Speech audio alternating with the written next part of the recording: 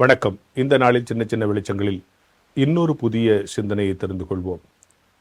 தமிழ் இலக்கியம் மனித வாழ்க்கையை அக வாழ்க்கை, புற வாழ்க்கை என்று பிரிக்கிறது. Internal, external. அதே போல இறையியலிலும் பரிசுத்த வேதாகமம் நமக்கு சொல்லுவது உள்ளான மனுஷன், புறம்பான மனுஷன். உள்ளான மனுஷனுடைய வாழ்க்கையை கடவுள் பார்க்கிறார்.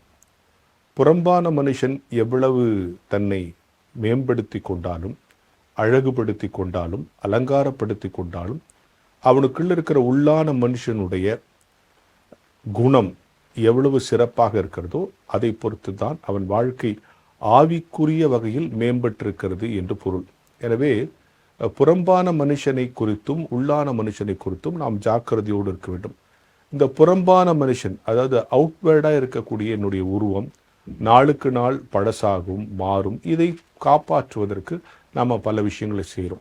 ஆனால் உள்ளான மனுஷனுடைய குணத்தை, சுவாபத்தை காப்பாற்றுவதற்கு, நெறிப்படுத்திக் கொள்வதற்கு, சரிப்படுத்திக் கொள்வதற்கு கடவுளுடைய உதவி நமக்கு தேவை என்பதுதான் கிறிஸ்தவ புரிதல், இல்லையா?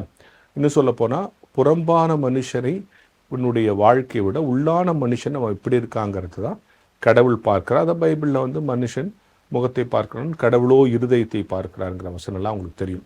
அப்போது இப்போ கேள்வி என்னென்னா, சார் நான் புறம்பான மனுஷனுக்கு முக்கியத்துவம் கொடுக்காம வெறும் உள்ளான மனுஷனுக்கு மட்டும் முக்கியத்துவம் கொடுத்தா சொசைட்டியில் என்னுடைய பீயிங், அதாவது இருத்தல் என்பது ஒரு கேள்விக்குரிய ஆகிடும் இல்லையா? ரெண்டையும் ஒரே மாதிரி தான் பாதுகாக்கணும், பேணுங்கிறதுல மாற்று கருத்து இல்லை. ஆனால் கடவுள் இது ரெண்டுக்கு எப்படி உதவி செய்கிறார்? இன்னொரு இடத்துல யோபு சொல்கிறார், கடவுள் எனக்கு ஜீவனையும் தந்தார், தயவையும் தந்தார். உள்ளான மனுஷனுக்கான ஜீவனையும் கொடுக்கிறவர் அவர் தான், வெளியான மனுஷன் இந்த உலகத்தில் வாழ்வதற்கான எல்லா தயவுகளையும் கொடுக்குற அவர் தான்.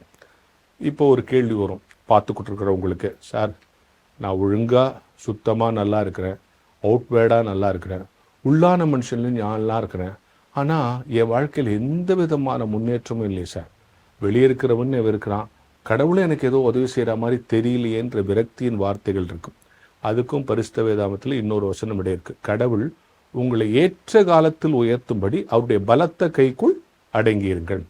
பாருங்க, ஏற்ற காலம், பலத்த கை, இந்த ரெண்டு சொல்ல மட்டும் எடுத்துங்க. அவருடைய டைம்னு ஒன்று இருக்கு இல்லையா?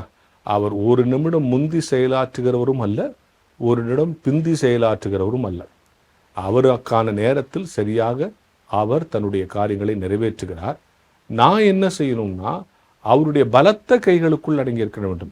இந்த உலகத்திலேயே வெரி சேஃபான பிளேஸ் அதுதான். அந்த பலத்த அப்படிங்கிற சொல்லு ஸ்ட்ராங் மட்டும் எடுத்துக்காது. இந்த உலகத்தில் இருக்க எல்லா பாதுகாப்பும் கொஞ்சம் நாள் தான். ஆனால் அவருடைய பலத்த கைகளில் அடங்கி இருக்கும்போது என்னுடைய வெளியான மனுஷனுக்கான உலகியல் பாதுகாப்பையும் உள்ளான மனுஷனுக்கான ஆன்மீக பாதுகாப்பையும் கடவுள் கொடுப்பார் என்கிற ஞான வெளிச்சத்தோடு இந்த நாளை தொடங்குவோம்.